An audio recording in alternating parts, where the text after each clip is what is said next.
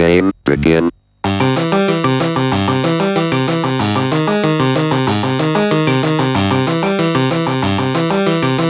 you not recording? I thought this was all right. Not yet. Well, that was gossip. Unless it is. I realized over the weekend, hanging out with people and talking to them, like talking to like the Magic people, that like I'm a gossip. Like I am a gossip. I love gossip, and I give my wife so much shit for how hard, like, because she also loves gossip, but I give her a really hard time for it. She's a woman. That's a trait that they have. Right, but it's actually an unfairly assigned, like, you know, unfairly assigned thing, because I am just as gossipy, if not more, when I'm at Lobstercon and like I'm seeing everyone and I'm just like talking about them. Yeah. It's like, ooh, did you see what Rich Shea was playing? That's so rich. He put Gaia's Blessing in the sideboard. Can you believe it? This is. Has nobody told him that Gaia's Blessing is just so 2022? Gaia's Blessing hasn't won the Lobstercon. It's so 1997. So yeah. When is he gonna get over looping his deck and just draw all the cards and die like the rest of us? He has to know about the interaction with solitary confinement. He does. I asked him about it point blank. I was just like, he was just like, if I board in Gaia's Blessing, it's probably not a confinement game. I was like, oh. What do you mean the interaction with solitary confinement? Because he can't be the target of spells or abilities, so he can't target himself with Gaia's Blessing. Yeah, you can't bless yourself. You can't bless yourself if you have confinement in play, which makes it awkward. Very specifically, I've encountered this where I was playing the Enchantress Mirror, and I'm like, oh, this is simple. Both of us have 2 Sterling Groves. Both of us have Solitary. He has Opalescence or whatever. So, like, nothing's going to die. No enchantments can die. And they could die. They're not going to get targeted. I'm just saying they could die. Every enchantment on the battlefield has Shroud. And but there's Opalescence. Like, they can fight. Well, we both have solitary confinement, so instead of fighting, we'll just not block, right? Dirtle, yeah. So I was just like, oh, I can just like blessing my way out of this. And to be honest, I think I forgot blessing targeted, and I probably just cast it while I had confinement. But I was just like, if I was in that situation, this wasn't online, right? You couldn't have done this online. No, this was in paper when I was playing against Dell. But I was just like, okay. What would you have to do if you were in the Enchantress Mirror and you're going to win with Blessing? Like, you had Blessing and they didn't, and otherwise it's like 75 card mirror. So all enchantments have Shroud. You can't take down an enchantment. So like you would have to like upkeep, let your confinement go, cast Blessing, then cast Replenish, like rinse repeat, and you just have to do that every turn for all eternity. But that's like, that has to be your line, is just like letting confinement go. Or if you have 2 confinements, could just let confinement go, get it back, and then just draw back into it. It's actually, you can just make your deck very small and make your deck into like Gaia's Blessing, Replenish, something, right? That's actually pretty simple. If your opponent can't kill you and all the you could be in a really awkward situation where you like have to like manage your library and like, oh my gosh, this is pretty funny. I wish we were recording this. We are recording this. Oh, okay, we're recording this because I was talking about something with Andy, and he's just like, oh, you know, Lanny always accuses you of having this leak, but like you actually have like the bigger leak of not being able to conceptualize endgames. I was just like, this is a super simple line. What are you talking about? Like, I would just never lose this situation. I don't actually know whose leak is better, because I think most games of Magic end before both players have drawn their entire deck. And so if I had to choose, if I was stronger with the first 50 cards or stronger with the last 10, I would choose the first 50 every time. It depends if you could always make the game go that long. Right, but that would be the definition of a leak. Like that would mean you would have a very unbalanced game. I don't know. It would also mean for probably poor Swiss performance, given a lot of draws. But. What if you just 1-0 all of the matches? Yes, you could. The Goblin God has we saw that on spoken. camera. I think didn't Landy Hoth beat Brian Selden? Yeah, in the 1-0? 1-0. Yeah. Yeah. I actually do have to say that might have been a match where conceptualizing endgames was super important, or really just Brian Selden's second decree of justice was like located very low in his deck instead of very high in his deck. That's a problem that you have with a deck that has no recursion. Yeah, It has exactly. to play a long game and has no recursion. Which is why in every blue-white control deck, Gaia's Blessing Splash is in order. Well, I mean, Landstill completely is the ruin your beatdown. mana base. That's the secret. People don't realize that it has all these attackers. Well, it's just funny that like decking Landstill is just like a hilarious way that just a lot of decks have access to the decking Landstill plan. Like Stifle Knot can deck Landstill, Stasis can deck Landstill, Burn can deck Landstill. Yeah, I decked Landstill on the side event one year. I mean, Enchantress could just deck Landstill probably. With Burn. Yeah. It's just like Landstill. Landstill is just like its primary lose condition is decking Itself. Yeah. I Selden I was like, "What are you playing today?" And Selden at the time he was like 3-0 or something. He's like, "I'm playing the F-." Like, and I was like, "You're playing 23 in me?" And he was like, should have been. He's like, "No, I'm playing Landstill." I'm 23 and me would not have lost that game. I'm like, for one. That's fair. You would have dismantling blowed the Oath of Druids that was just chilling there. It might also not have been 3-0 though. Yeah, exactly. 23 and me is an excellent deck.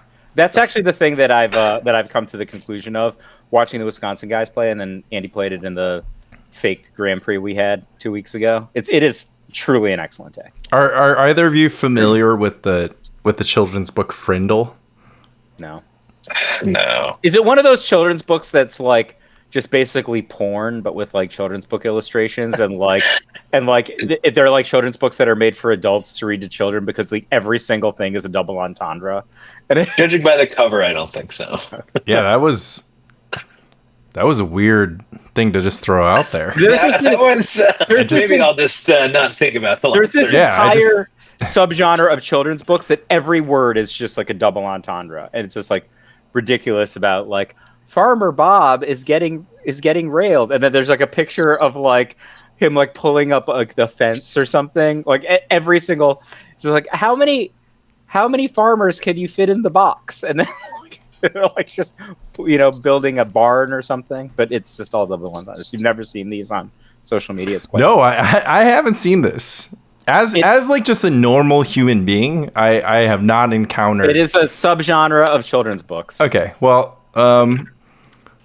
anyways, basically, Frindle is a book about how this guy's English teacher is a real hater because he wants to like invent a new word. He's like, we're calling pens Frindles from now on, and his English teacher is like a hater. And then it catches on. Like 20 years later, Frindle is added to the dictionary. The teacher writes to him and was just like, I was rooting for you all along. Is this a stop trying to make fetch happen? No. It's like he literally gets the word into the dictionary. He gets everyone. I think it's a if you can do anything if you put your mind to it situation. Yeah, but like the point was the antagonist is his English teacher who just tells him no, like you can't get away with this the entire time until he finally, until obviously he reaches the pinnacle of success by adding it to the English language. That's me in 23andMe. I don't think that it's a good idea. I don't think that you will succeed. But if you do, I'm rooting for you. If I do, you were rooting for me all along. Yeah.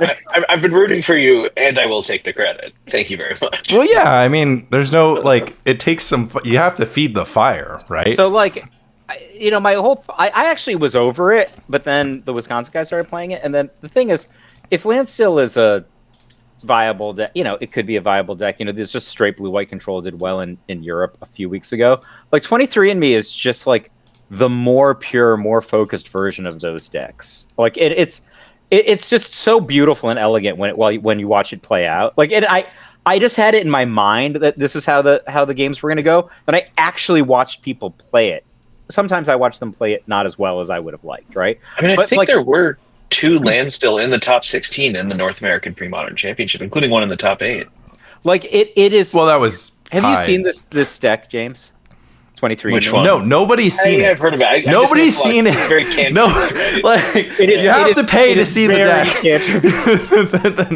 So The deck is paywalled. I said everything. Yeah, so- all Spike Colony content is for free, except for the 75 cards contained within Bash 23 Legs, and Me. the Wisconsin champion of he was a Goblins Wisconsin champion actually, paywalled himself to see the deck, and then he just started playing it on the Wisconsin stream every week because it is the. It was like funnest this is deck. what I've been. He just like This is sees like- this deck with this is like what Dismantling Blow and everyone has ever Sabo's Web. wanted. It's like this is what I've been looking for. This is it. The path to the promised land. But What's it the is- win condition besides decking itself? Gaia's Blessing Recursion. Like I mean, Okay. it depends. I think like your opponent killing themselves out of frustration. Like a lot of the time, you're just like blessing back like a blessing into renewed faiths, and then and you're just Hell like, yeah. I'm gonna choose a mode on renewed faith, and I might choose 2 different modes on renewed faith in the same turn. That might be a thing I do because I have so many cards that I don't need to cycle. Right? You know. So that's a thing you might do. There are some Decree of Justices in it. Yeah. I saw an awesome game where the 23andMe's opponent went turn 2 mage on Swords of Pleasures and then followed it up immediately with a mage on Wrath of God, which seemed like pretty bad. But when more than a third of your deck has the words "draw a card" on it, like you just 2 Grizzly Bears were not enough. Yeah. He couldn't You just meddling have- mage, absorb, counterspell, Decree of Justice, Fact or Fiction. The thing that is great about it is Mashleg says this all the time. He says that it's just the best Fact or Fiction deck of all time. You cast Fact or Fiction and you just don't lose. Like Only because bangers. everything is like, well, especially in the late game because you just make your deck into all cantrips. So you turn over 5 spells, one of which is a Gaia's Blessing, and then and so your opponent's just like, yeah, just I don't know. Nothing I can do here. I guess we're gonna keep playing.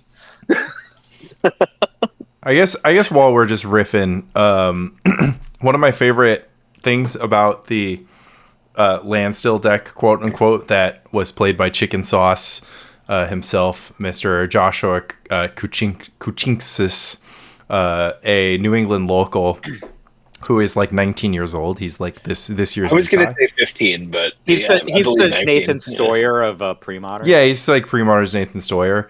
I played against this deck with my with one of my I played against this deck for like a YouTube video, and after the YouTube video, I was just like, this deck doesn't have any like impulses, AKs, or like just like no card selection. It just has Fact or Fiction standstill, and then a it's, solid 3 Fact or Fiction, right? yeah, and it's like the rest of the cards are just like cards that do things, and I was just like, this seems insane to me, but apparently it works. And this is like the opposite of 23andMe. This is 6andMe, right? Yeah. It's like 6 cards that say draw a card, and then the rest and they say all like, cost more than 4 mana. yeah, and they all cost 1,000 mana. So this is very the opposite. Respectfully, I think 23andMe would demolish this deck. Yeah, which is how we evaluate every deck. It's like whether or not it wins heads up, not whether or not it top 8's Lobstercon, and or, like Certainly it's not. proven to perform against. Specifically against Heads up 23andMe. only against 23. Only Yeah, against that's the 23andMe. benchmark for everything. Yeah. Does Decree of Justice count as a cantrip? in Not 23andMe? really. No. It It does, doesn't yeah. count as a. It counts towards the 23 number. It's not Okay, that's the it's not a important deck question, toucher yeah. card though. It's not like a. It's not like You a do card. touch your deck. Yeah, I mean, So you tease it. You I'll know? give It's not the as satisfying as Fact or Fiction. You're touching. I'll one give card. the listeners a little freebie taste, even though Lanny wants to paywall the deck. I don't want to paywall the deck. And Andy Levine cut one of the dismantling blows before we played it at Grand Prix Levine, and he replaced it with a capsize. How did And it I'm go like, for him, by the way, at that tournament? He did not make top 8, but to be fair, I beat him. I was just like torn, and I was just like, I'm torn between wanting 23andMe to win and wanting me to win. and I would have been fine if Andy had made top 8 instead of me, and then I would have only been fine if he won the event because 23andme.com. I guess there's already a 23andme.com, at least for now. Yeah. Bankruptcy filing notwithstanding. So Yeah. You could probably buy it from them pretty cheap. So he cut dismantling blow for capsize, and I'm like, well, you're you're making this dangerously close to 22 in me. That's what I said to him. And he said, but wait, what if you capsized your own Sabo's web? And I was just like, whoa! I was just like, it's very rare. It's very rare that you find a deck that is in pre-modern, like that is pre-modern legal, and it has multiple ways to make JM Day Tome look attractive on rate. That's not true. JM Day Tome is 8 mana to draw is 12 mana to draw your first net card.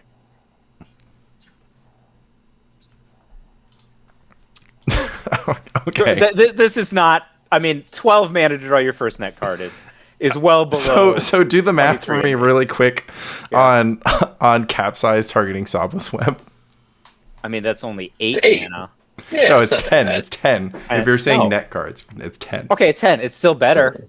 Also, What about net 2? What about after net 2? How much is it? It's 18. It's 18 at to the draw point that you're net buying back capsize to at this point, right? Like your opponent, if you have like 12 mana, which is what you're implying, your opponent's probably like you probably have better things to do than to draw one net card per turn. Like your opponent will be locked out of the game. So why would you ever capsize your Sabo's web? He said it to me. You're still at 23. So that I would let him put the card in, and it worked. I am very movable. I'm That's not true. like stuck in my.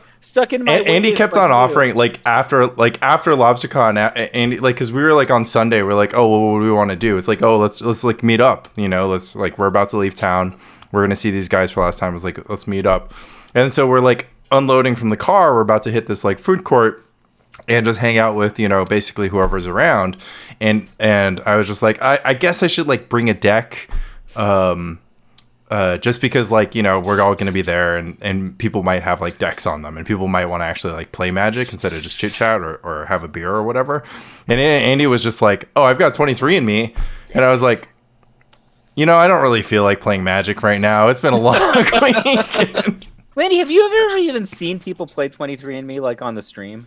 No, I value my time and sanity. It is so like I don't know. I think that you might like this is a situation where the lady doth protest too much because everyone who's ever seen or touched the deck, they're just like, this is the most awesome thing I've ever seen. It is so fun. It is incredibly fun. It is incredibly versatile. I think it is. The problem is it's pretty hard to play. So it can be yours for the low price of $5.99 per month for the Spike Colony. I don't think you It's don't not have to re-up. $5.99 per month. It is actually a one-time donation of $5. You get into the Discord and then you just like control F23andMe and buy the deck list. Yeah, and you can just like you can then probably leave. reverse the charge. The bar, yeah, you could charge back. You could charge it back. Yeah, the bar is incredibly low. I didn't really want to gatekeep the Discord super hard, but I also just didn't want to let anyone join. I mean, come on. I made other decks too, and Lanny also doesn't like those. He said F-. Yeah, I would say Like my Fire's Natural Order deck. Yeah, I would say that's also an F-. great. Like you get survival for anger in this format, so I don't really see the point of Fires. Yeah, but keep cooking out there. If you are not Michael J, no ideas are bad ideas. But if you're Michael J, many ideas are bad ideas. If you're Michael J, it's only takes one good one. That's true. I mean, it's like it's just venture capital, right? Like you don't have to, they don't all have to work. The one time something does work, and you like added Mystic Enforcer Grotog, or you like put a Masticore in the sideboard of Blue White Stifle Knot, or maybe you added Tide to the sideboard of Mono Blue Stifle Knot, and you hit the jackpot. And it just pays off for all your horrible ideas. So never stop believing. And speaking of never stopping believing, there are some people out there who just decided that Goblins was not dead, that Red was not dead. And that is, in fact, why we are here today with none other than James Smits. What is a Goblin King to a Goblin God? James Smits besting friend of the podcast, Michael J. Hoyp, in the finals of the several people vanilla side event. We also day bested the bejesus out of both of us at a big tournament last year. I don't know if you remember that. He is also reigning PSS champion, and all around extremely likable person. with a pretty high tolerance for beer. And The most important part of all of this. yeah, I mean, you've just maintained the vibe of Lobstercon. There's like some people in the relative discords. I took a photo. I'm putting this guy on blast. I don't even remember who it was. I just like took a photo of like tables 1 through 4 of like the Lobstercon side event, and one guy was like, "Where's all the beers?" And I was just like, "Okay, well." They're not drinking beers, but they're playing pre-modern, so that's why we're here. But then I thought the punchline was going to be like they're inside Smits. yeah, well, by the time it was the finals. It accelerated quickly. There's I only had my first at like 6-1 or something like that. Yeah, there's like 4 empty and I'm like, I need PBRs. to kill an hour. Yeah. There's 4 empty PBRs, one that's open and like one that's like closed on deck by the time I'm at the finals. Like, he's You just never like, know. give It me might be a long match. yeah, the Goblins. I don't want a distraction of having to, fetch a beer. I kind of want to talk about this in reverse order almost. So, like, how do you play the Goblins Mirror? And do you have any consideration when you're playing? Pause for a Green second. Red? We need to set the table here. So, Smits is the reigning PSF champion, and then we count him as New York, right? He literally lives. I thought he lived in New Jersey or something. He just but he's lives. Never comes to any of our events because he's too good for us, I guess. But New York owned all of the side events this year, right? Yeah, we were 100%. We were 3-0 before the main event. Yeah. I'm sorry I wasn't there this year, guys. I'm sorry I wasn't there to help hold up our honor or lose in the last round like I did last year. It was tough. It was really tough to get super heartbreaked, especially with Bill Ellis 17th on breakers. That's tough. Bill won on the Thursday night event. The Thursday night event, which SWB, I guess they let him play Force of Will for some reason, and SWB became invincible once he got Force of Will in his deck. Well, he was invincible before. He just became more invincible. More invincible, and then Smits also won a different event. So there were they gave us 3 events so that we could have 3 New York champions. Yeah. And then a hometown guy had to take home the main event, but we'll get him next year. I mean, it's Rich. It's fine. He gets a pass.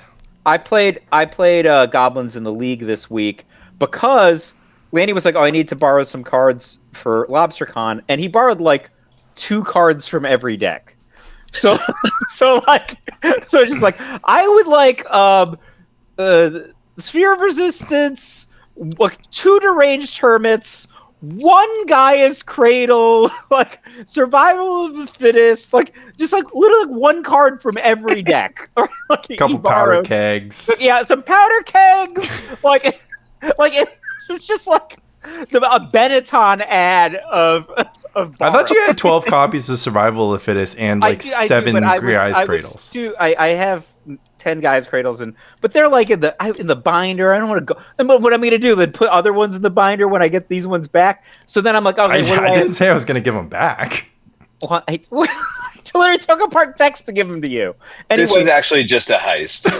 Yeah. And I don't know. So certainly there. So the other year, I was going to say it was the other year. Lanny's like, "Oh, you have so many intuitions. Can I buy some?" And I'm like, "Nah."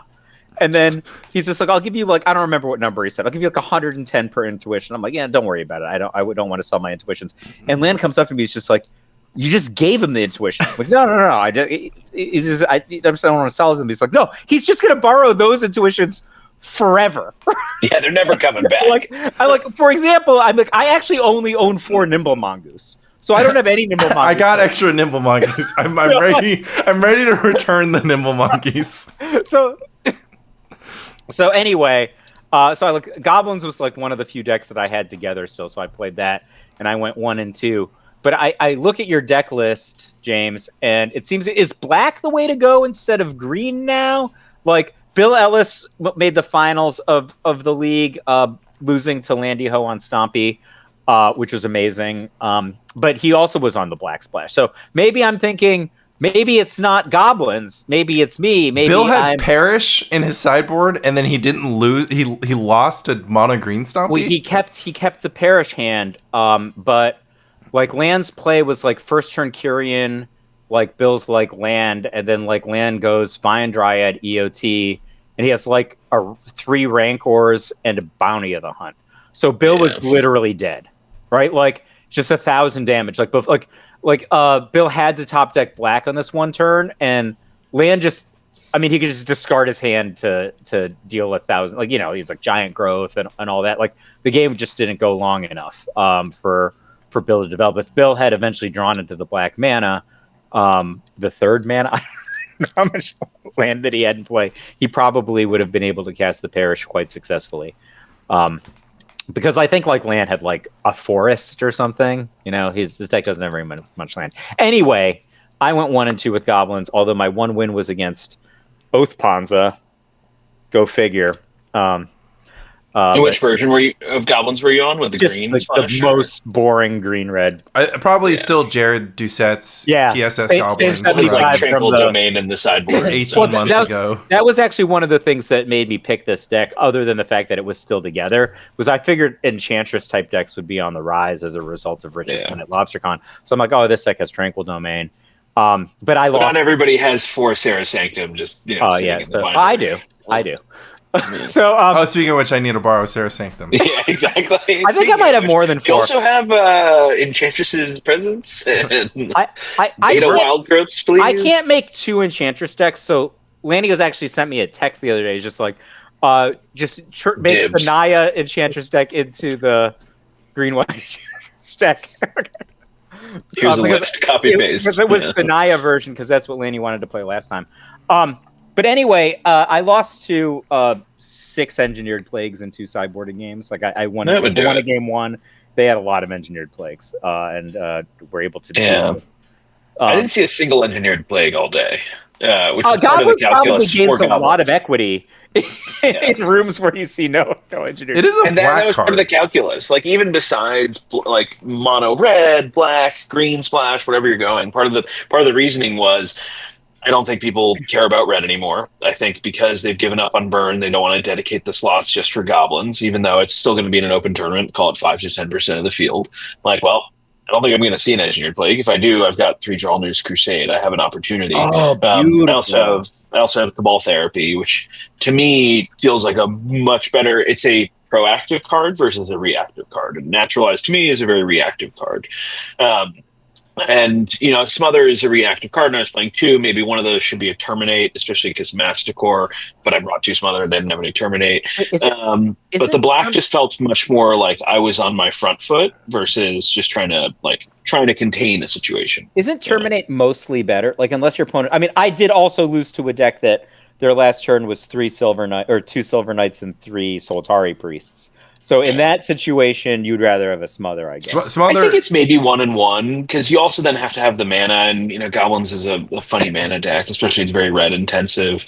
But yeah, I'd probably, if I was running it back tomorrow and I had my Terminates on me, I'd go 1-1. That feels good, and that's what my brother did, and he felt happy about that. The other thing I noticed about your deck list is that you have 2 Tinkerers in the main deck. Yeah, and that's just assuming there's going to be a bunch of Dreadnought in the room, right? So I have 2 Tinkers. Not as important. You basically can take them by going wide. You can lock them down a bit with Port, going with the 4 Gem Palm Incinerator as well. Yes. You only, it's kind of like the 3 1/1s, except in this case you have like a mix of 5 1/1s and 2 2s on the board, and that's a 3-turn clock right there. So land still is the beatdown. That's one thing that we learned in this podcast so far. And Goblins is the control. So it can play that way, and that's part of why I really like just about Port. In testing, I found it to be great against Dreadnought. Great in a lot of other circumstances as well. Quite good in the mirror too, which is probably why it's 2-0 versus Hoyp. So he was on Port, but I had to play both times. So big advantage there. And it becomes basically a combo deck where you can play turn 1 Lackey, turn 2 Port your shit, and my Lackey's coming through, and it works. Only one or Jump on Incinerator. Yeah. Is that because you have Perish and?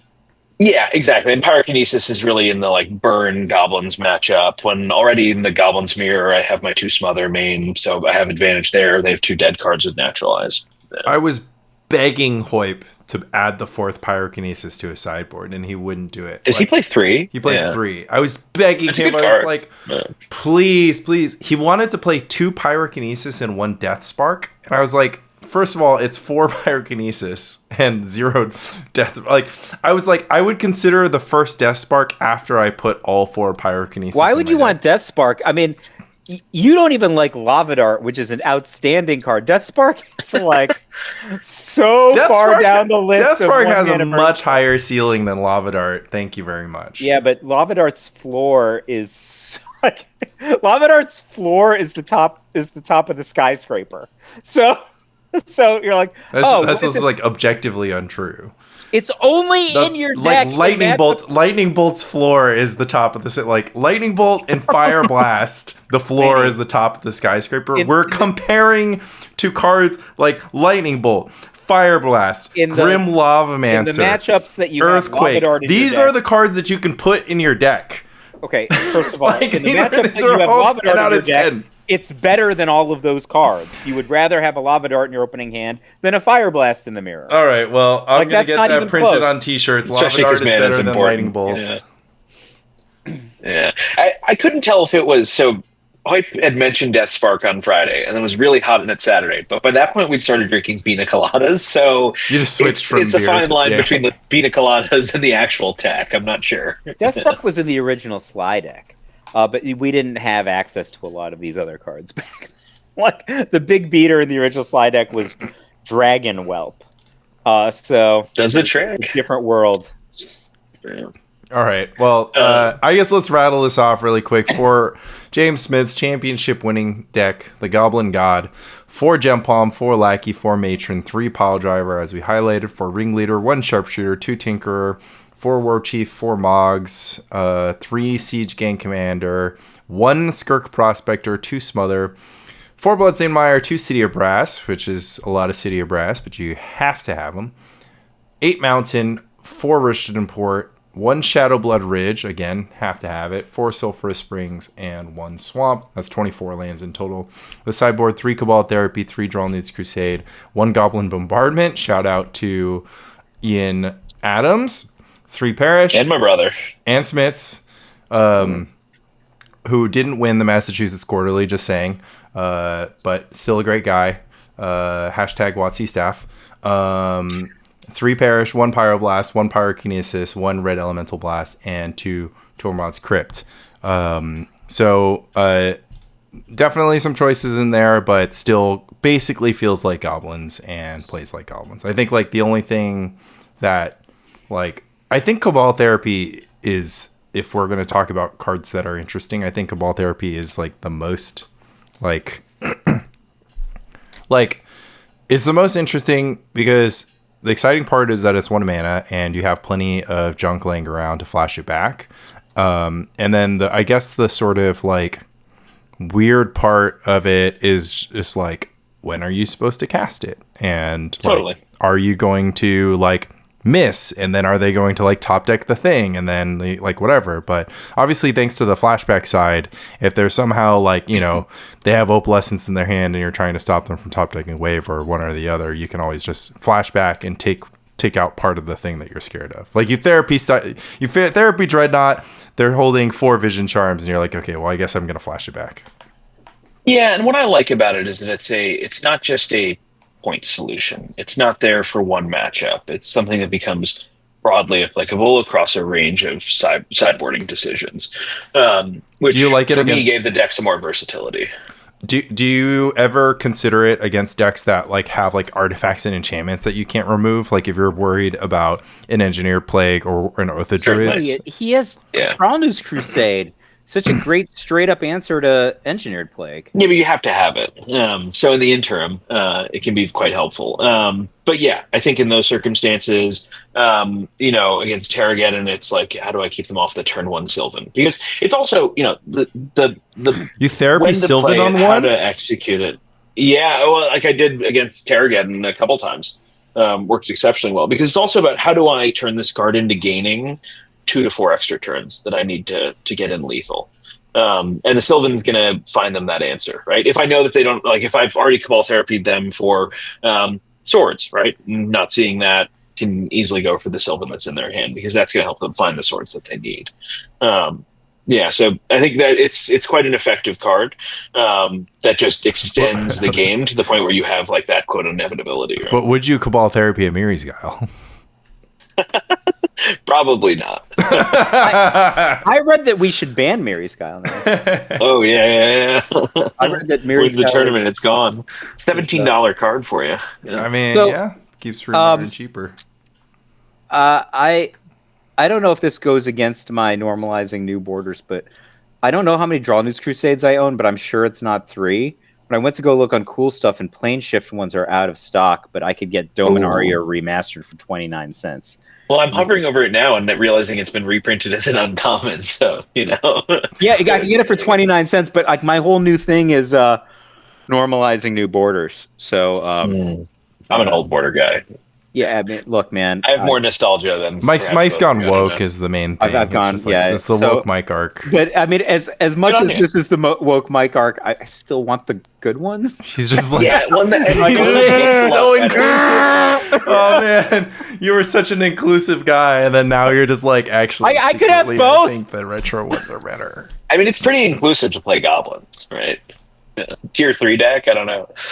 I mean, it used to be a top 5 deck. I never said it was tier Absolutely. 3. Everyone takes things that I say, which are already an exaggeration, and then they just like exaggerate them further, and it makes me look like a moron. And I'm like, no, I never said Goblins was a tier 3 deck. I never said Elves was a tier 3 deck. I just said that they sucked and nobody should play them because they have a bunch of bad matchups now. I think Elves is awesome. They don't even beat Dreadnought half the time. Coming out of the tournament, Elves is a deck that I want to spend more time with. I've played it in the past, but I think Port is also great. I'm now a card-carrying member of the Elves Discord. I am fully a champion of Elves, an Elvish champion, if you will. Why were you not a champion of Elves just looking at the results? Like, it is just clearly an excellent... Yeah. It has a bad Goblins matchup. That is true, but it is just clearly this excellent deck. So good. I mean, I think that Targeted and Black-Green Survival were just like gigantic scams, and they were just unmasked at LobsterCon. They were just like, wait, the Emperor has no clothes. Like, these decks don't do anything. Black-Green Survival is exciting. People just need to have the combo. They have to build their deck correctly.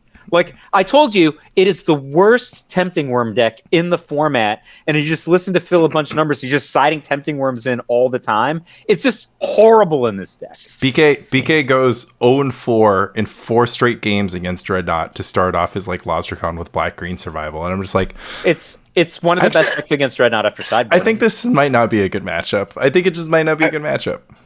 I'm just remembering this now. In my, round 5 matchup, he played Tempting Worm, and I dropped 2 Siege Gang commanders. It is a ringleader, I think. It was disgusting. It is, because Lanny and I had this argument just like, well, Phil just, his sideboard guard, he just has the Tempting Worms coming in a lot. I'm like, I played the freaking deck. It is a bad Tempting Worm deck, right? Like, almost all the, like, I'm like the Tempting Worm zombie, right? Like, I'm the one who bought all the Tempting Worms, okay? Like, I think Tempting Worm is a really good card. It is not particularly good in this deck. In fact, it is the worst Tempting Worm deck that you can play. But people still have Tempting Worm. It's good in some matchups. By the way, I lost to Burn multiple times with 2 Tempting Worms in play with the Black-Green Survival deck. It's like just not a good Tempting Worm deck. And what yours just said just now, James, is just like just more and more story. It's just not a good Tempting Worm deck. Like, I can't remember. It's like really hard to cast Tempting Worm against goblins when your duresses don't catch anything. Information, so you have to board them out, and then you're just like trying to Cabal Therapy, but then they can just like have Ringleader, and then you can never cast Tempting Worm after that. It's not the deck to cast Tempting Worm into someone who has 6 cards in hand. Yeah, Goblins is not a good deck. I got Tempting Wormed by... I was playing Elves, and I got Tempting Wormed for the victory. Double Tempting Worm sealed it out because they were just like playing like sort of small ball and like containing what I had to do, and then they just like got 2 Tempting Worms on the table, and then I was like super sad. You just had nothing? Yeah, at the time I had nothing. I mean, I did win off of 1 Tempting Worm cast. Like, I have a video coming out. I played against 3 Black-Green X decks, like 2 Broccoli Soups and like a Jund deck. And like the Jund deck, I had like F6 the turn, and they like cast Tempting Worm, and I have like a Survival in play.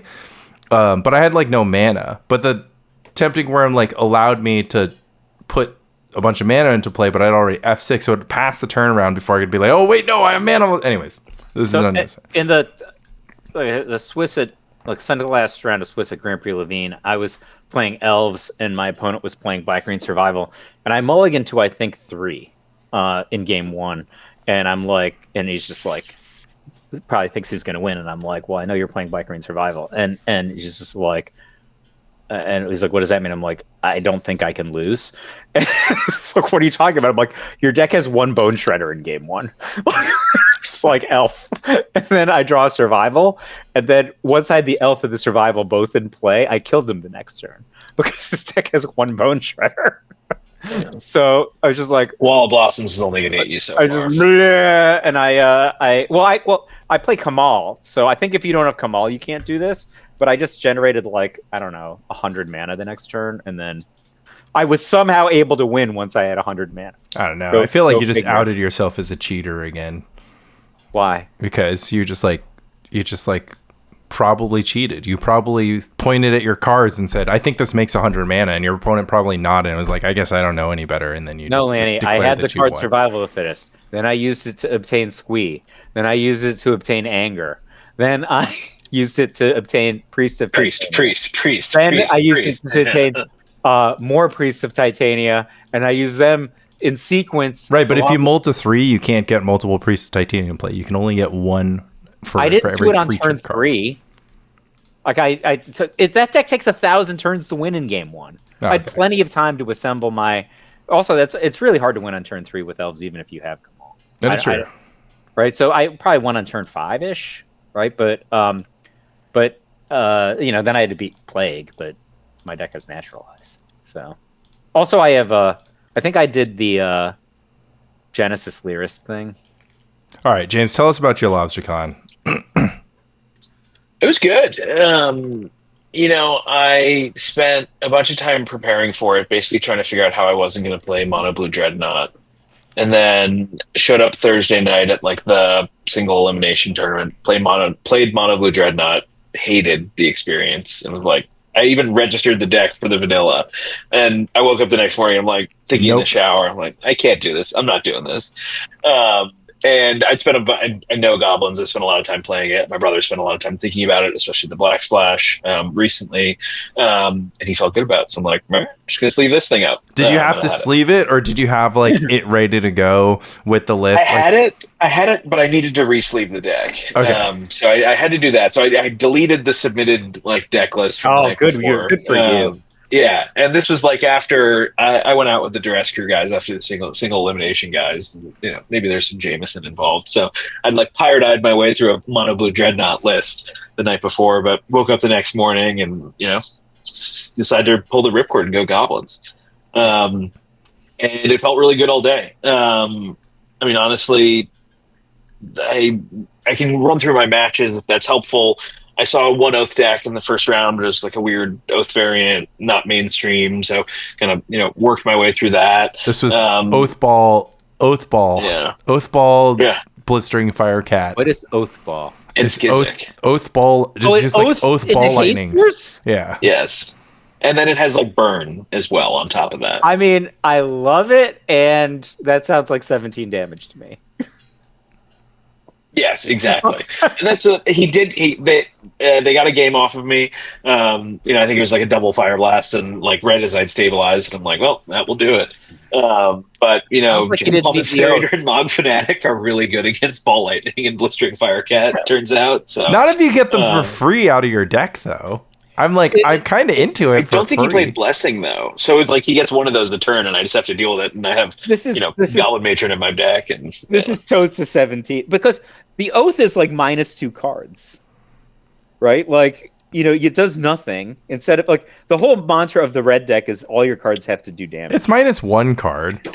You really? You play the Oath. And then the Oath. What if nothing happens? How many turns have to go by before it's minus? For nothing to happen, it's trading with your opponent's Mog Fanatic, which every card in your deck trades with normally. I don't know. I feel instead of Ball Lightning for 3 mana, what if you just got one for free every single upkeep? But the problem is you only get one every turn, and you're trying to establish a clock and stuff. Ironically, from the burn side, you like can't burn their creatures because you need them to stay in play. You're just like Yes. First of all, I said I love you're like it. Goblin Lackey. I guess I'll let that hit me I so think I if can you're trigger gonna my bring own. in creatures like that, they need to be like heavier hitting than just like a blistering fire cat, right? Like, Yeah, I mean, I agree. Bloodfire Colossus is what Yeah, it used to be. that's kinda Anyways, what you I played was against elves twice. Honk, shoot, Yes. me, job and That was sharpshooter. great. I Wait, win. what? So they just like set you on easy mode then? It was lovely. It says 2-1 elves, here, 2, so. 3. One of them was a 2-1. I think. I never saw the hunting pack. Both elves that I played against had hunting pack made. I don't know if they were together Oh. or they just listened to this podcast. But You can't cast hunting pack against goblins because you need to have mana, and goblins keeps you from generating any You non-mana don't have mana. You don't have an extra sharpshooter. no, I don't. But the one was adequate because obviously elves has no way to actually deal with the card. They could have their own sharpshooter. And Or if they can get They Thornscape could, Battle if Mage. they're doing that. Yeah, I played they Thornscape could. Battle Mage in mine. They could do all these things, but that also means that they're like burning a turn to like go through that process. Look, man, you yeah. couldn't pay me to go against this deck on purpose, right? With that, it's like, so you're goblins, and you also have Perish. Tell me more. Yeah, I think hunting obviously pack's probably got Perish. sideboarded out.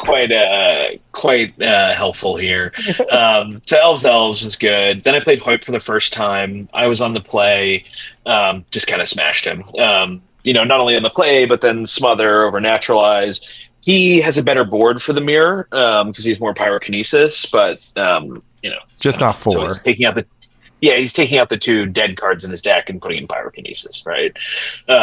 So felt good about that. Then played against green black Rexer. Tempting Worm is not as great as as we discussed previously, especially when 2 CGN come down.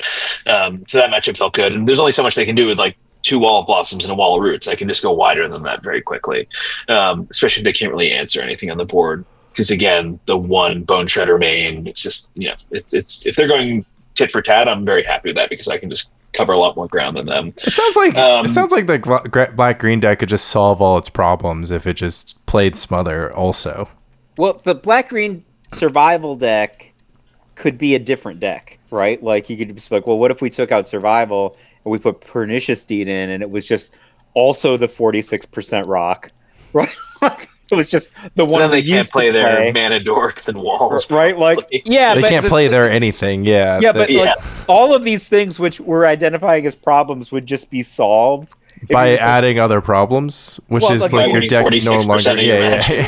If you have Smother and Pernicious, like just as an example, if you knew that you were going to go up against Rich Shea, wouldn't you rather have the Pernicious Deed version than the 1 Bone Shredder version? The Bone Shredder doesn't even have a target in game 1. I don't know. Like, I wouldn't play a green-black deck of any sort. Like, I could not design a green-black deck to beat anything that Rich Shea likes to play. Like, I think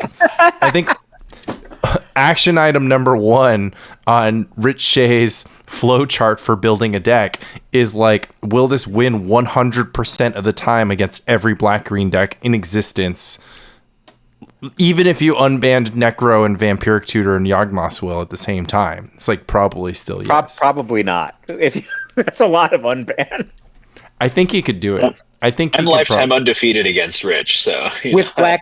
Just throwing that out there. Just throwing that out there. Non-black green decks. All right. I don't think I've played a black green deck. Yeah. I mean, I would just like to point out that you are not the Lobstercon main event champion, and Rich Shea is. So like we could just. I would just like relax. I'll take my 2-0. I walk to the table with confidence. Rich has never won a PSS though, right? He has. No, he has. He won the one before me.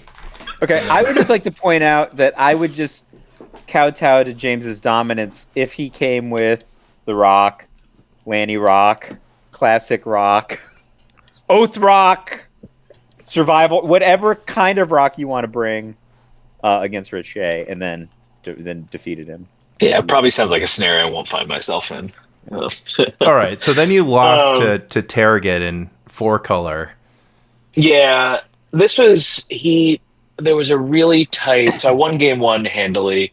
Game 2 was really tight, and I'd stabilized the board state and basically had like win on the board for next turn.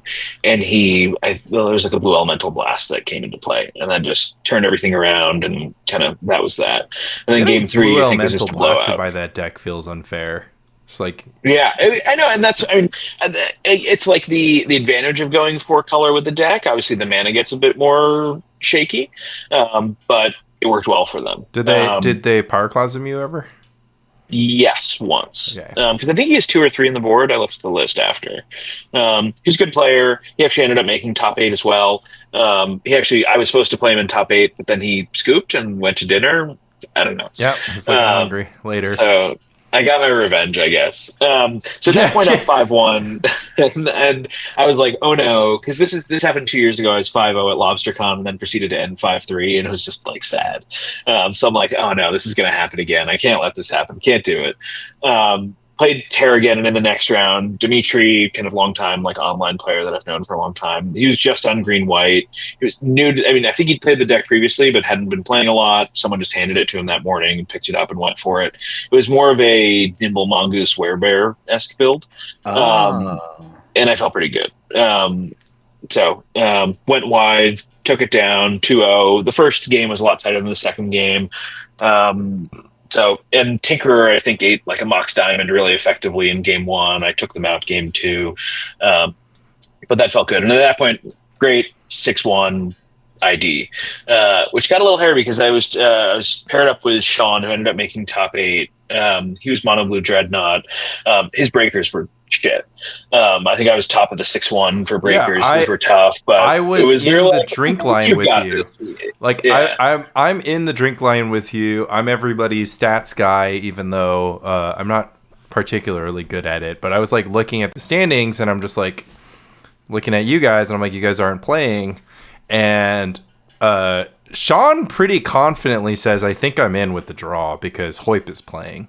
So one of those two are going to lose, and then I'll be in with the draw.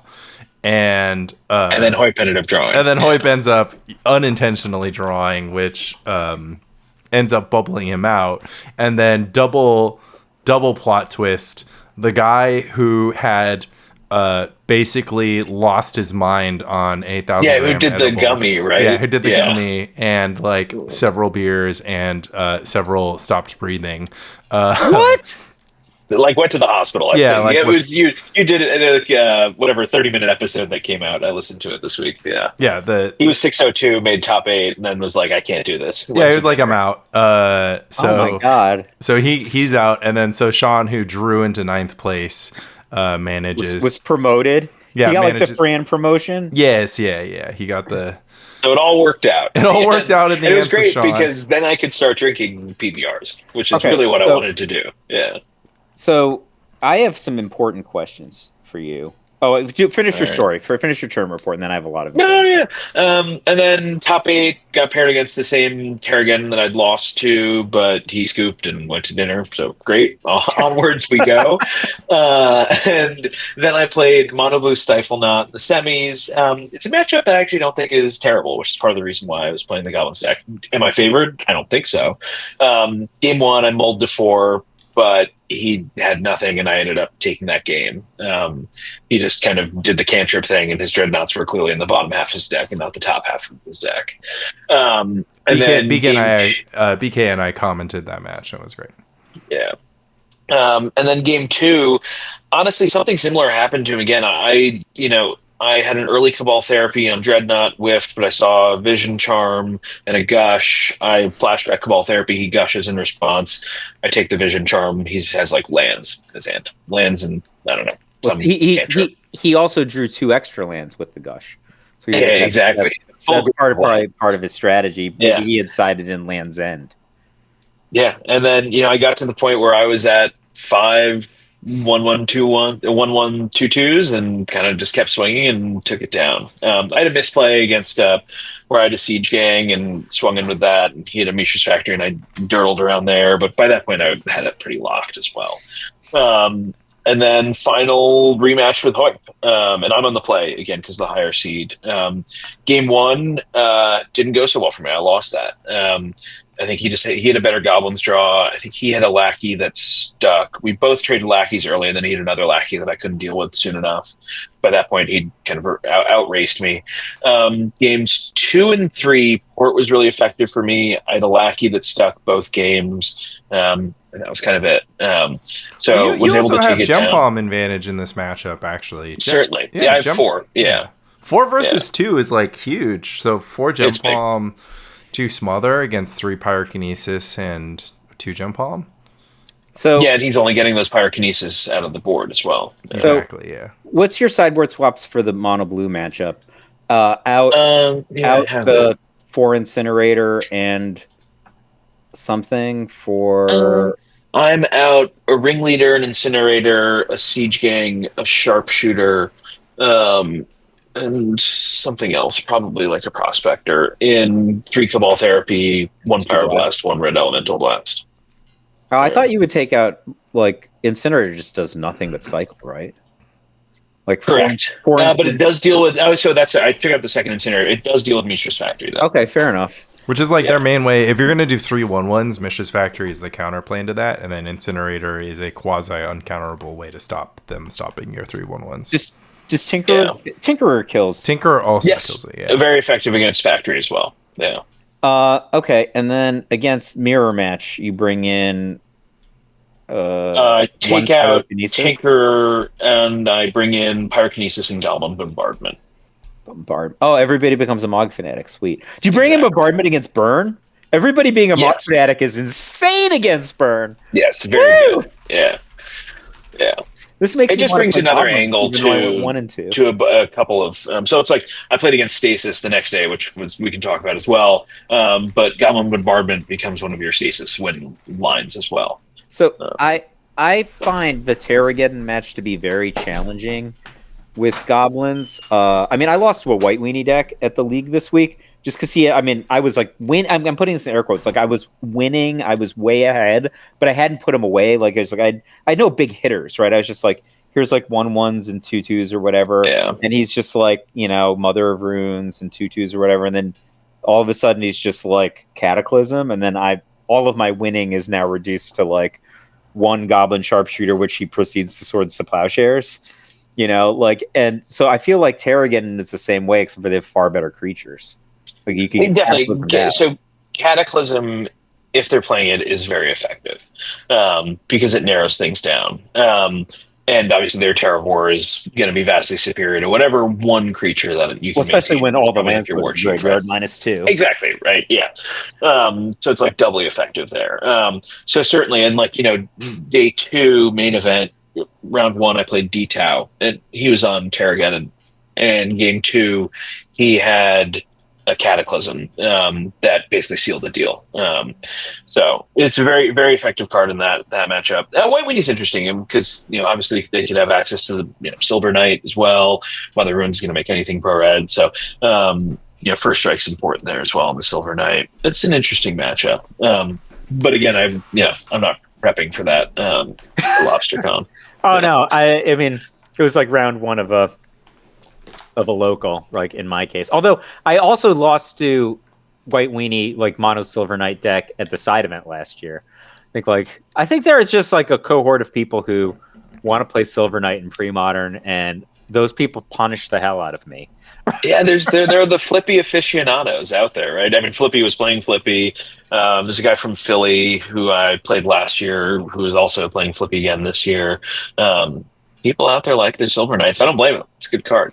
Yeah, Brad, is it Hanley from the New Jersey area, is a big Flippy player, played it at the last couple Beardeds, top 8'd in the last Bearded that we played in, and is the proud owner of the very first signed Spike Colony given out by the Spike Colony podcast, yeah. Wait, so do we have to have 2 City of Brass? Yeah, so that was the second City of Brass. If you were Ian, you'd include Volrath's Stronghold, which only produces colorless, and I don't like. These are very different cards. Yes, and I like being able to cast all my cards on the turns that I want to, especially because the deck's so hungry for both red, and then the moments that you need your black, it needs to Oh be yeah, there as I'm well. asking if the answer is Um, yes, it's yes. I'm just like I only own I one think so. I one mean, my brother tested with Arabian Volrath City Stronghold a Glass. lot and didn't love it, and I'm just going to trust him on that. But Too, the thing so. about Volrath Stronghold is it's so vulnerable, right? If you're Like, like Mike and you only own one Arabian Nights or FBB City of Brass, you can simply play the second Shadow Blood Ridge, and you'll lose a little, gain a little. I was thinking a little Shadow Blood Ridge. It's not the end of the world to have two Shadow but Blood Ridge in your deck. I mean, Just that's not remember right. to not leave your Shadow Blood Ridge untapped next to your Rish's Import, because you Oh will my discover Brutal. that those two are not homies. In a Grand Prix, I didn't make top 8 when I had three consecutive win-ins. I lost all three. The last one was to BK. But I got caught on a disrupt because my open land was a Mossfire Valley. And like I went through this, I'm like, I don't think there's any way I could have played this turn different. Well, there was mana burn back in the day. So I think that there wasn't mana burn anymore at this point. oh, okay. Well, then there's No, but I mean, like there's that's no just how my excuse. mana was going to tap. Like, Well, if you have an open filter land, right? So like Yeah. in pre-modern, if you just like go into turn 2 and you're gonna Plowshares a Dreadnought, you just rip it through the Skycloud Expanse because you're worried about days. Well- but also there's no downside because there's no mana burn anymore. no, so that makes red green, right? So I probably needed a blue for a circular logic. I think that's so I made blue instead of Okay, yeah. blue. Your lands are you're playing Yeah. like a horrible deck from the past that has horrible mana, and It has like your three lands are three modern island. equivalent mana. Yeah, your lands are island Mossfire. Island Mossfire. Yeah. You're like, oh. Woof. So You get what you deserve when that happens. yeah. So I'm like, what could I have done? The answer is played a different deck. I think I'm probably just morally opposed to having more than one Shadow of those Blood Ridge. Odyssey lands in Yeah. a deck. People Filter would lands play are four. good. The Ruel deck. I know. Well, you had to do what you had to do, right? Top Yeah. 8 of the extended Pro Tour in Columbus 2004. He had four Shadow Blood Ridge, but I think notably his deck didn't have Goblin Lackey, so that's very different, right? If you have a Goblin deck that doesn't have Goblin Lackey, then you're Yeah, if you have a lot of R generic, Shadow Blood Ridge becomes like a little bit more palatable. But in pre-modern, every single color has like really, really excellent 1-drops that you want to cast, and it makes it really hard to like. even black. Yeah, Duress. Duress, Great card. Cabal Therapy, Vendetta sometimes. But regardless, Arniphage, yeah, Scion. What's the name of it? Scion of Darkness. Dark Ritual. Oh yeah. The little guy that makes Scion of Darkness. Regardless, so goblins places 1 and 2 in the vanilla pre. Can you just tell me about how, like, was this something that you expected could happen? Or were you kind of like surprised and you were like, wow, goblins is outperforming my expectation? No, I mean, in testing, it consistently performed well. Now, I'll be the first to say that my draw lined up for me to get out of the early rounds, right? So playing elves round 2 and round 3, very effective to bubble me to the top, where I think that goblins has some decent matchups once there. So Did you I like expect to win? goblins No. into the top popular decks, and you're a little bit shakier on it against like random. Because I didn't expect to see a lot of Oath except for in the early rounds, right? And that's a card that I'm very scared to see. It's I think Goblins is a very effective deck against the field, but sometimes the early round field is just like a little left fieldy. Oathswanza went once I was there, 60% the on deck the felt weekend, really though. good. Yeah, no, I mean it was very effective. I saw it a bunch on Thursday night, and I'm like, oh, I think there's going to be, and that was one of the decks I brought with me actually. And I like your smokestack build. So I still like Mox Diamond. But I don't once cut was all the there, Mox deck felt Diamonds. I good. only cut 2. You go down to 2, right? Yeah. You can I have just a hate little myself, Mox so I just want to have my 4 Mox Diamonds and my 4 smokestacks. Mine is a budget I love- version. You save $1,000 if you play my version. I'm in too deep at this point. I've already got them. So yeah, the deck felt good. I mean, did I expect to win? No. Did I expect to 0-3? No. I figured it would perform decently well against the field again, kind of in this like 60% range. Obviously, it performed quite well with myself, with Hoy. I think there's another person in the top 16 on Goblins. So clearly, it like played well into the day one meta. Would if I woke up on Saturday and actually felt like a human, would I have played Goblins again? Probably not. Probably trying something different. But my brain was like absolute mush by the time I woke up Saturday morning. So we ran it back and it didn't run well. And it was like, last year I'd round 1 SWB. This year I'd round 1 DTOW. Just like, bet. Yeah. Bad The luck New on York that team side. kills were definitely not a thing. I guess like, my question basically boils down to is just like, if you woke up tomorrow morning and you had a Magic tournament and somebody said, I will literally kill you unless you win this tournament. Like, would you just be like, Goblins, let's go? Like, this is it? Or No, would you? probably not. Like coming out of Lobstercon, the decks I'm interested in spending more time with are Elves, Replenish. Those are probably top of my list. I feel like Elves performed well, especially with the addition of Rashad and Port, which is really effective against Dreadnought, makes that matchup more palatable. I like Jens's build too, where I think he has over the 75 3 Nantuko Vigilantes.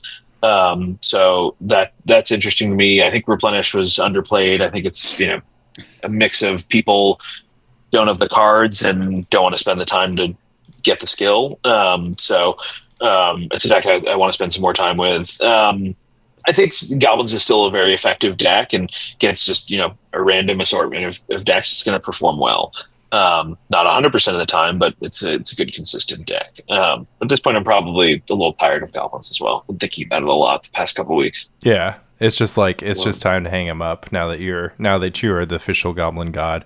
I kind of feel the same way. It's Who knows just like about that? But yeah. you kind of truck like Goblins is just like the nuance is like really fun. Like when you find the lines with Goblins or like those sort of creative like kill them over the course of 2 turns and like playing around stuff, and there's definitely like a lot more complexity and nuance to Goblins than I think it gets credit for. But there is also an element to it that's just kind of like the way that I'm going to win this game is I'm going to like put creatures on the battlefield and like kill you with them. And like I mean, it's similar to like the Gear 1 of Dreadnought, right? Where you're just like, I'm just going to put Dreadnought and have a foil and a daze and go fuck yourself, right? It's like so it has that element to it. I think that probably the most underrated portion of playing Goblins is mulliganing well. You have to mulligan very aggressively with the deck, and I think people oftentimes keep these like fine hands that just aren't effective. Okay, let's. I think we should rock this then. This should be the first ever segment of Spike Colony, Keep or Mull. So, because I actually think that this is just kind of the way to do it, because we like kind of talk about this theoretically, but I think we should talk about this not theoretically and just freaking rip it. So I'm going to read this out for the viewers, and you're going to tell us if this is a keep or this is a mulligan. Play the game show what music. Are we playing against, or is this game It's just one? all in the dark? In the dark, we have City of Wrath, Sulphurous Spring, Smother, Mog Fanatic, Goblin Piledriver, Goblin Warchief, and Goblin Matron. Am I in the play or the draw? Answer for both. I keep in both cases anyway. Okay, good. Same. Yeah, Mog Fanatic into Piledriver, into Warchief, into Matron for... this hand is... Yeah, and you have coverage with the Smother. The worst part is the mana. It's like Wasteland's really going to make you might it. Well, I actually was thinking, if you're in the wrong matchup, you might be dead from the mana, right? Like, we're guaranteeing we're taking, like... Yeah, you just lose to burn. 1, 2, 3, 4, like 7 damage. But burn is dead, so as a burn aficionado myself, it's burn is currently dead. So. Yeah, okay, yeah, keeping both. All right. Yeah. Swamp Christian for Mog Fanatic, Goblin Lackey, Gem Palm Incinerator, Goblin Sharpshooter, Goblin Ringleader. No red sources. Thank you, deck. Wait, hold on a second. I didn't get to say if I was going to keep that one or not. Okay. What's not a red source and some disgusting looking Goblin Lackey. What say you? What happened to the hit? I wouldn't have kept it, I don't think. Okay. Maybe on the draw, but probably not. I'm trying to fix the art so Smits can recognize it. All right, hand number thank 3. you. Hand number 3. Mountain, Bloodstained Mire, City of Brass, Mog Fanatic, Gem Palm Incinerator, Goblin Sharpshooter, and Goblin Ringleader. I'd keep. Yes. Maul? Finally. Yeah, it's just like you kind of mediocre early game. Sure, your turn 4 play is a Goblin Ringleader, but you can probably do that with a lot of Goblin hands. Beats a lot of decks. But Goblin Sharpshooter is like only going to be effective with this hand on turn 4, and you don't even know if it could just be a dead card. Incinerator's fine. So This hand's super bad against Dreadnought. It's bad against mid range. It's bad against. Here's my thinking. I don't know It's bad against control because your Ringleader just gets countered. I don't know if I'm against Dreadnought or control or whatever in this situation. But is my 6-card hand going to be so much better against Dreadnought or control? Like one of the problems. Your 4-card hand could be like really excellent against Dreadnought. I'm just saying, a lot of the Goblins games are just like I play one extraordinarily powerful card for 4 or more mana per turn, and I can't play that gear if I don't have resources. Like if the Sharpshooter in this hand was a War Chief, I'm probably a keep. Yeah. Right? Yeah. So, because the curve is a lot tighter. Yeah, but that's just like when Alan Moore said, the question is not between totalitarianism and democracy. That's an easy thing. It's between totalitarianism and anarchy. That's the reason why it's a challenging question. Yeah, I'm taking anarchy and mulliganing. Yeah, you're asking if this is better than a 6-card hand. In many ways, this just is a 6-card hand because it has like Sharpshooter and like Incinerator is in many cases just going to be a half a card. Mark Fanatic is also sometimes just not a card. This hand beats every deck that I like to play, so I think that's where I'm coming from. That says more about your decks in this hand. All right, we mulligan. If I knew I was like against elves, this is obviously a snap keep. It's great against burn. It's great against. I mean, great is relative against burn, right? It has a City of Brass in it. Oh, man, you don't. And a Bloodstained Mire. Bloodstained Mire's fine.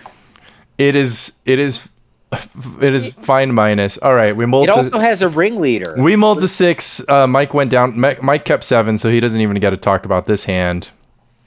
This hand's great. It's City of Brass, Bloodstained Mire, Swamp, Mog Fanatic, Goblin Piledriver, Goblin Tinker, Goblin Warchief. So Smits and I bottomed Tinker, and we're gonna rocket Fanatic into Warchief into Piledriver into Warchief. Oh, you're counting this as your 6-card hand? Yeah, and Mike is stuck with Fanatic into Cycle Gem Palm into. Like Cycle Gem Palm target nothing into. I would just like to point out if our 2 hands fought, I would crush this 6-card hand. No, I'm not kidding. It doesn't matter. Stop saying shit like that. It just doesn't matter. You're just talking about like, oh, this hand is better in the dark. It might be, and it might not be. Okay, I think we're forgetting we are all the gorilla, and they are all the 105-year-olds or whatever this is. Yeah. Oh my god. Okay, Mike, you're welcome to the City of Brass, Lanny. Yeah, I mean, at least I have a turn 2 play and a turn 3 play that isn't Goblin Sharpshooter. Moving on. That would be great. I would mulligan this hand. It's a Samble, 1 lander with 2 Ringleaders in this. And it's a Sulphurous Springs and 4, 4, and a 5. All right, here we go. Mountain, Fanatic, Lackey, Tinker, Sharpshooter, Ringleader. This is a little Lackey Ringleader action. In the dark, what do you bottom, James? Tinkerer. In the dark, yeah, Tinkerer. I think there are arguments for all 3. I think there are arguments for Sharpshooter, arguments for Tinkerer, and even argument for Mog. There's no argument for Mog Fanatic. I wouldn't do it because Mog Fanatic can clear a blocker. Yeah, exactly. Mog Fanatic can clear a why I'm doing Tinkerer, bottoming it. Sharpshooter is more broadly applicable and has some interesting interaction with like Mog Fanatic. Yep. Ringleader can bring me a matron that can get me a Tinkerer, and I have another Tinkerer in my deck too. Yeah. So okay. I think you're like a solution that's there. You're a deck that gets into combat, and Sharpshooter makes combat really difficult for your opponent. So I think in the dark, I just want to be controversial. I'm just asking the question. I think in the dark, I would say Tinkerer, but I think there's a strong argument for Sharpshooter because Tinkerer is so good when Tinkerer is good, and you already have coverage from the Mog Fanatic. Yeah, and you have a Lackey, and that's the best way to put a Tinkerer into play. Yeah. I mean, it is totally reasonable to say that if you wanted to keep this hand and not bottom the Tinkerer because you wanted to win every single game that this hand runs up against Dreadnought, and then sometimes get a Mox Diamond. That's definitely. So imagine you're on the play against elves and you're me and you make the wrong play of keeping Tinkerer and bottoming Sharpshooter, right? Like you still go like first turn Lackey, their first turn they have a 1/1 on turn 1 because they kept a keepable hand. You can still like fanatic them straight into Ringleader and maybe just draw into another like fanatic matron whatever, and and with this deck there. also exactly you're going to see other fanatics, you're going to see 4 incinerators, right? You're going to have a lot of coverage against kind of some 1/1s. The thing about Sharpshooter is that if your opponent has like a random Call the Herd or Mistress Factory, anything that can buff up to a 3/3, any kind of blocker, and then obviously like some end game states where you can Sharpshooter your opponent to death, like. It's not that hard to imagine that Goblin Tinkerer is somewhere between either an A+ or an F, with like a weird C-, C+ when it's up against Mox Diamond. I think that the card is like pretty good a lot of the time because it prevents people from doing their thing. Like even if their thing is just like deploying a curse scroll the turn that they want to play it, like it's just annoying and it's a free card, like right. But now it's coming with real opportunity cost because we're weighing it against a Sharpshooter, right? And then so Sharpshooter is like probably somewhere where it's like never worse than a C, and but probably never. It's certainly never an A+ in the Dreadnought matchup, and it's not really that important to debate this too much further because the equities are just like running very close together, and you can just decide if you want to choose a route that maybe involves more variance or less variance, and like that just kind of depends on if you're looking at your opponent and you're trying to decide if you have like a lot of edge or not a lot of edge. Like if your opponent is Michael J, then I would like take a low variance route that just kind of like make sure that your deck gets to do its thing. But if your opponent is Rich Shea, then I would be like, okay, I need to, swing for the fences here because I might, not be able to. Well, if it's Rich Shea, I'm going to bottom the Sharpshooter. Okay, yeah, I'm keeping the let's Tinkerer. Be clear about this, right? Yeah, the Tinkerer might have some value against Rich Shea. Anyways, we'll do a couple more here. Mountain, Swamp, Rishton Port, Smother, Mog Fanatic, Jump Home, Incinerator. Man, you're just picking these hands so that we have to name Mulligan. No, this is just what happens. This is what this is exactly what Smits said. He said this was my day when I mulliganed to 4 in the top 4. Right, beat a lot of decks. All right, there's no top end here. It's just like it's but what did our Incinerator draw? A Skirk Prospector, nice. All right. Literal the worst card. Bolt to 6. Mountain, City of Brass, Bloodstained Mire, Sharpshooter, Warchief, Ringleader, Siege Gang on 6. This hand is pretty operable. It's not good.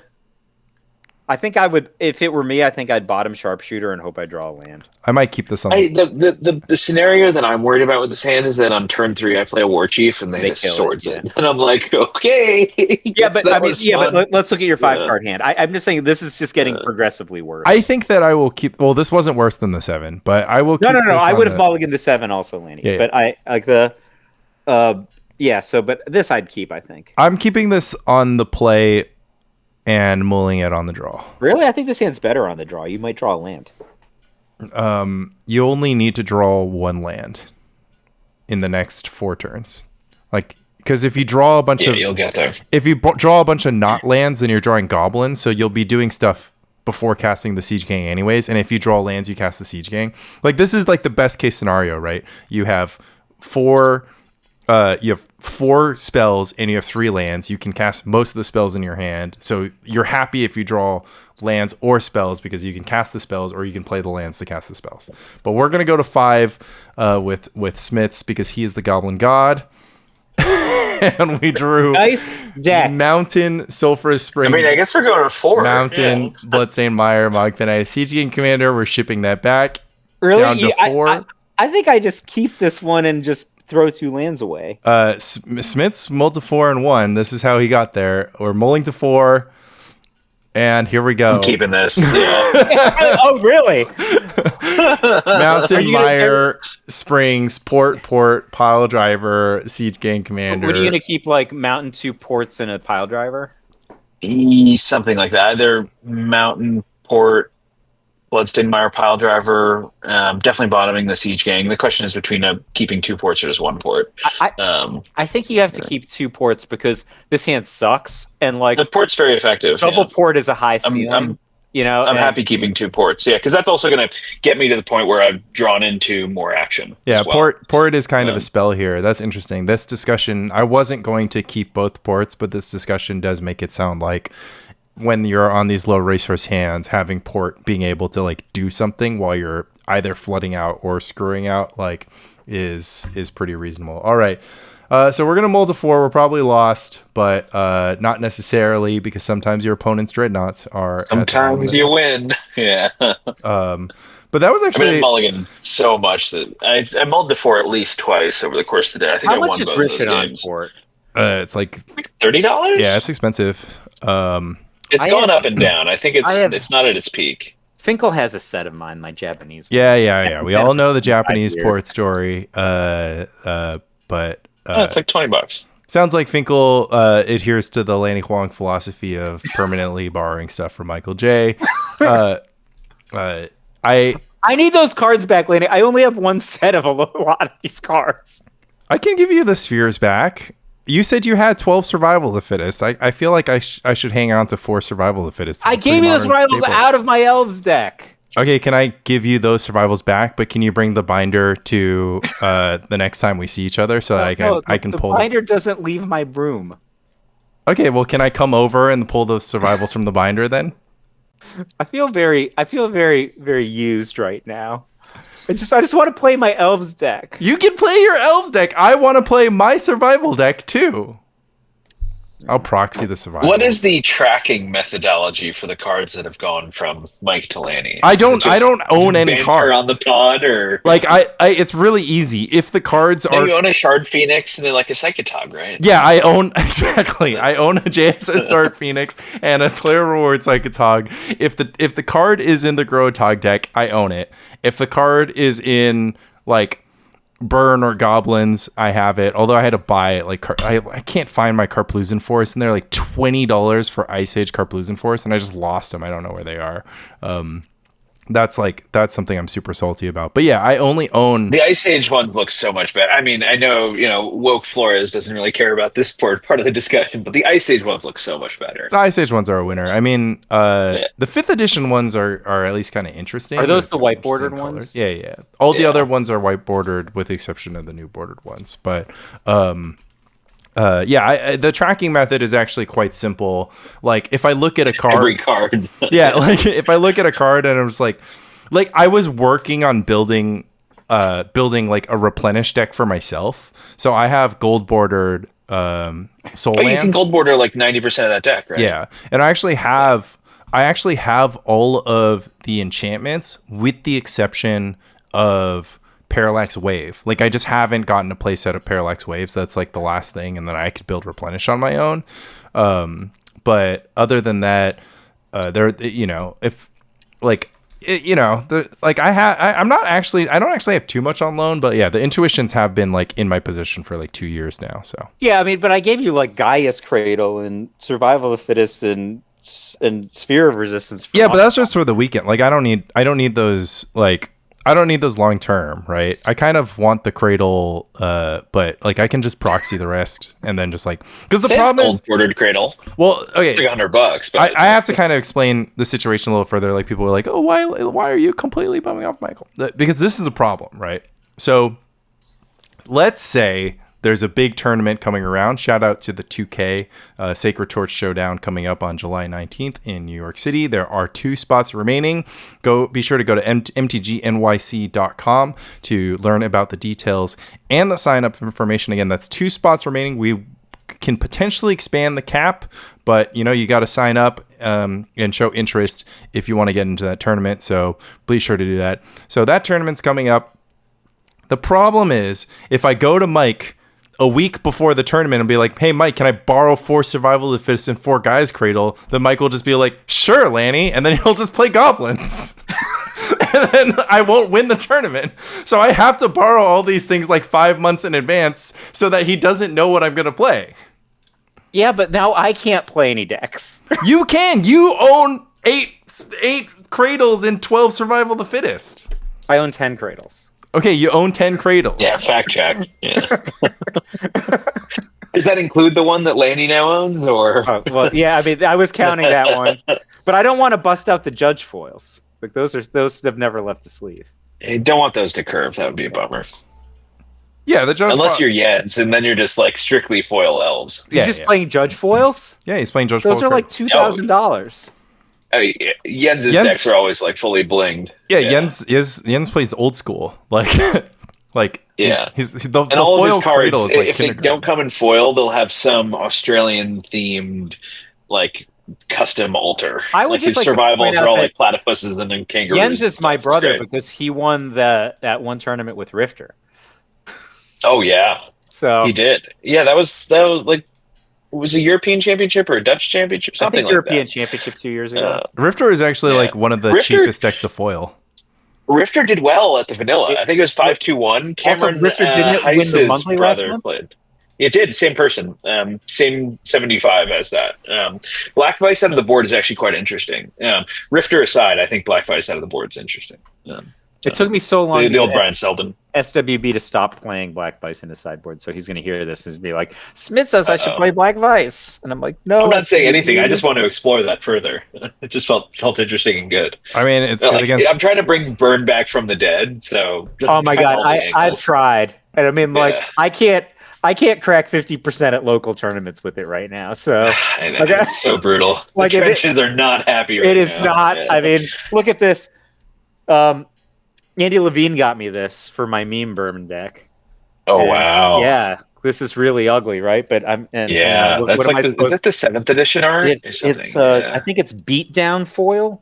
Oh yeah. It's crazy. This is a crazy looking. It's like future shifted like it's so memey. It's so horrible, yeah. But I mean, what are you gonna do? Play Burn? I tried all the angles. This is the months leading up to Lobstercon was my brother and I playing once a week and me just trying different decks out. And I probably cycled through 15 different decks and tried a red-black Sly list that I was enthusiastic about that just shat the bed. So you gotta DM me when you find stuff out. Like if Mistress Factory or Pyrostatic Pillar doesn't work. Like I don't know. 80 Ho was gonna play Wasteland, and I can't remember what slide he said was bad. He was just gonna play Burn with 4 Wasteland. He was just gonna cut the baubles for Wasteland, is what you said on the podcast. Yeah. So it sounds like a great idea, but he ended up playing Landy Hoth, and Landy Hoth is obviously the best performing deck, but nobody's. Yeah, it had like a 70% win rate or something. Yeah, Devourer was the only deck that did better because both pilots ended up in the top 8. Yeah, Devourer. Who knew? Is Devourer good? I played it a year ago, and right? Again, no engineered plagues in the room. There were engineered plagues in the room. There were just players who were unfamiliar with. Yeah. Well, no, the Devourer player beat Pit Rack in on coverage, and when they sideboarded, the engineered plagues were still in the sideboard, and so they just they didn't know that it could be. It's a Phyrexian construct, right? Yeah. Construct, the most important part, it's a 1/1. All creatures in Magic have a creature type now, but not all of them have 1 toughness and disappear from the battlefield upon sight and are like an important combo piece to your opponent's weird artifact combo deck. Like I'm sure he just like looked at his sideboard and was just like, yeah, I'm playing a discard deck. I'm just gonna like play discard disruptive spell. I'm gonna like take out my dumb removal spells and just like didn't think twice about it. Is Gaia's Blessing well played in Devourer? Or this is an unusual deck. You have to play Gaia's Blessing in Oath Devourer because if it's Oath. Oh, I'm sorry, I didn't see the Oath. Okay. Yeah, because you need the cards in your deck for Devourer. Got it. Yeah. Okay. But in any case, what's next? What's next for you now that you are? I mean, you back like I was side event champion last year. You were side event champion this year. Does it feel good? Do you feel like I'm a side event finalist? Do you feel like Do you feel like you're? Sounds like we're the bridesmaids of all this. Yeah, that's true. Were you the? Yeah, Were you the? it feels good. Yeah. Lanny and I are also I mean, both look, main event third place placers. I So- know. Now it's like, would I've traded this win for main event top 8? I don't know. Win's pretty good. Yeah, one's great. Have top you 4? have you Maybe. won like a big Swiss pre-modern tournament before? Only like the monthlies and stuff like Yeah, that. So like- no. Well, he's won 2 PSS. A big Yeah, that's Swiss kind of one its is own like thing. yeah. I mean Yeah, no, it felt good. Yeah. I mean, 187 people or something like that. That size pre-modern tournament, even if it isn't the main event, like obviously feels good to win. yeah. I didn't hit the bar right after because we had to go do the Saturday thing, but and maybe I'd already hit the bar a couple times leading up to it. But yeah, no, it felt really good. It did feel like I woke up Saturday morning and I was like, well, I don't really care about what happens. I care, but I don't need to Right, care you as had it much. in the bag. Yeah. But my brain was just absolute mush. So it's like next year I can see optimizing just for main event or something like that. Right. I don't know. It was fun. Nice to win. Yeah. Good vibe. You very clearly. Great vibes all weekend. Yeah. Immaculate vibes. Fantastic weekend. The crowd never ceases to amaze just how chill everybody is. Everybody's down for a good time. Everybody will chat. Yeah. Well, you're a good hats off chat. to the dress crew and all that. You're like a very easy I like person to hanging. talk to. Yeah. You're a Yeah. big hanger outer. Yeah, big fan of hanging out. Do you have, I do you mean, have any? twist my arm if somebody's going to the bar after. That's what I'm there for. Yeah, and it's as people will say like, oh, Lobstercon's like getting spikier, and there's always going to be people who want to win, right? Like I want to win, right? It's fun to win, but it doesn't mean you Heck can't yeah, still it have is. fun along the way, and Yeah. doesn't mean you can't enjoy yourself and Oh do my the God. gathering piece of it. Yeah. Scourge Xantid Swarm is $23, but Eternal Masters Xantid Swarm is 85 cents. Sounds like we've got meme Enchantress coming our way. Oh God, this is killing me. I've got some Yeah. Xanad swarms to land you in exchange for survival of the fittest.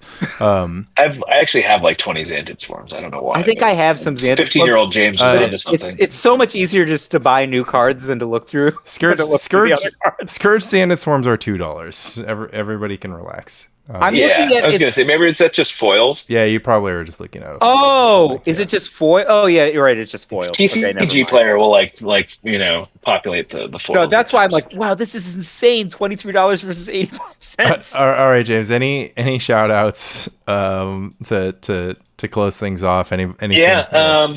Shout out to my brother for the list. He put a lot of time into this. I know he and Ian worked on it a bunch. Which one of you Ian is the played older throughout brother? weekend. My brother is. Okay. Yeah, he's older. Yeah, Peter, 2.5 years older. Who was better? so- Who was better at Magic when you were growing up?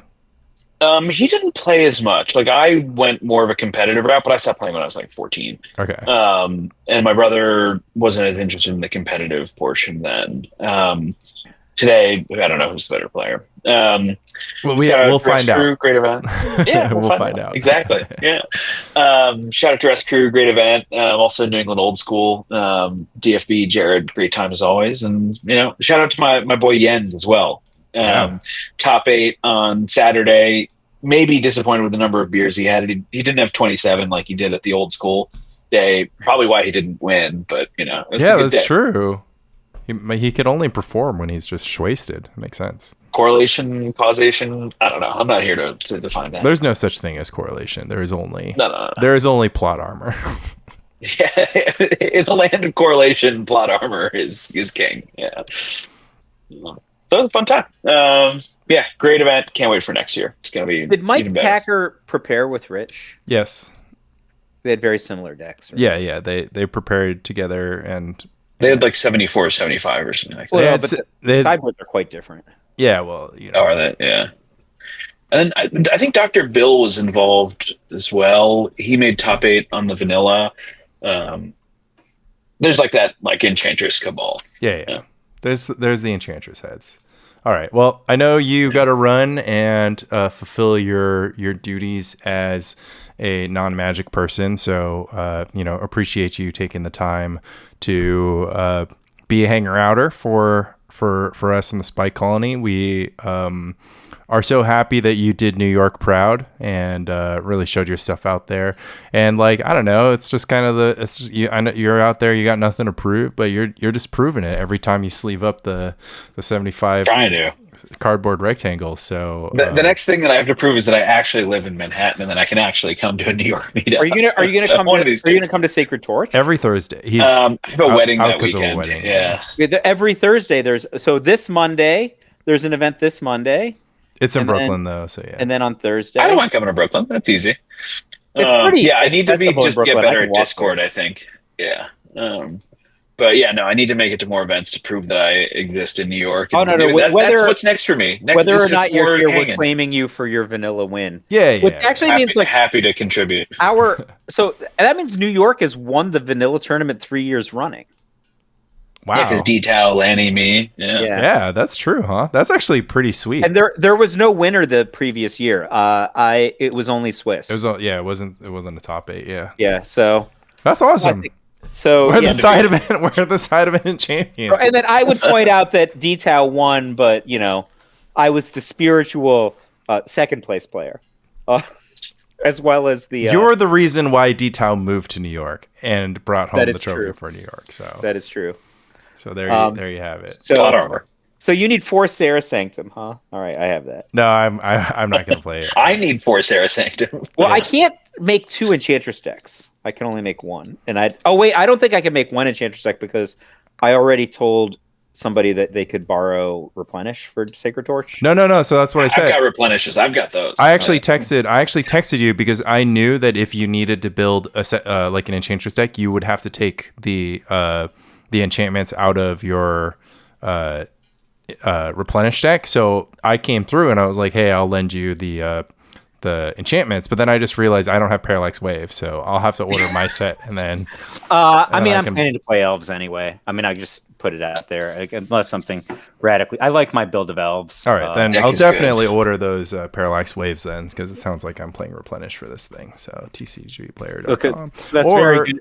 Should I shout out TOA? Eternal Magic lives here. They don't sponsor the podcast, but they showed up to vend. They're great. And I sold all of my modern cards to them over the weekend. Why are all of you people like only selecting decks that are good against elves? Coincidence. Yeah. Okay. That's not what I'm planning against. James, what's good against Replenish? Whoa. I looked on I don't know. terrestrial.com and Honestly, that's like I've never none been of able the to decks crack that are good against Replenish would I ever play. Right. So Yeah. this is terrible. That's why I want to explore it. Seems good. Seems underrepresented. Replenish is an excellent deck. I have Yeah. long said that Replenish is on par with Mono Blue Dreadnought in terms of being the best deck. That's my opinion. And it's not as hated as well, so honestly, probably better. But Let's not get ahead of ourselves. Yeah, but the big trade-off is you're playing a deck of like all 0 and 1 casting cost cards versus a deck of literally all strictly 4 casting cost spells. Like, there's a reason why it's not as hated. It's just as good, but yeah, All right. Okay. Well, Bring back the Mox Diamonds. we'll have to have James back sooner rather than later. Maybe after he wins after you another. win Sacred Torch. Wins. Well, he's out for a wedding thing. I'm gonna be in Ireland, but maybe I'll just Maybe zoom in he'll for fly it. in. Digital omnipresence robot, right? Like the easy. segue with the tablet. But can't wait to see what you do next. I've always kind of like, you're kind of an OG too. You've been playing pre-modern for a super long time as well, right? Yeah, 2018. Yeah. So Wow. Yeah, my brother found it and texted me. He's like, "Hey, you should check this out." I'm Yeah. like, within 48 hours, I had like 10 decks built. yeah, you just like bust out the old card. cards. Oh my god, I love that feeling. I love that feeling when you like open Like how open the Blue box. Deltas can do something again. Yeah, exactly. I went into one of the old boxes, Lanny. Look what I found. Oh, rogue elephants, so that Oh, you can yeah. use them as tokens for your 10 land all the stompies coming your way. No, 14. 14 land. So I don't know if you know 14 landy stompies. this. Landiho won the league this week with 14 land stompy, and it looked Ooh. unstoppable.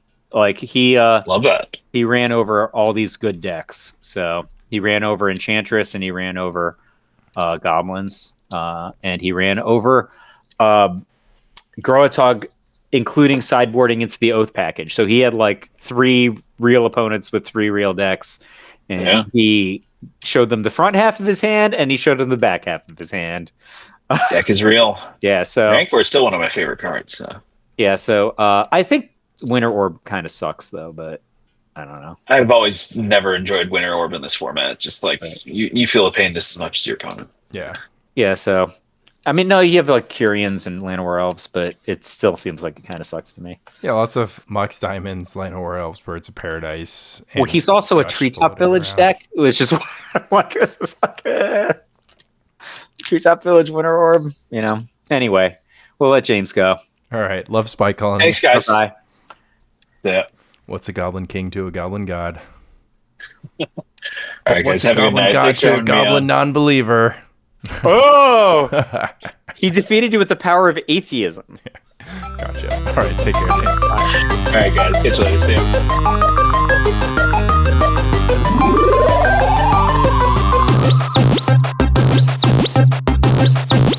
Game over.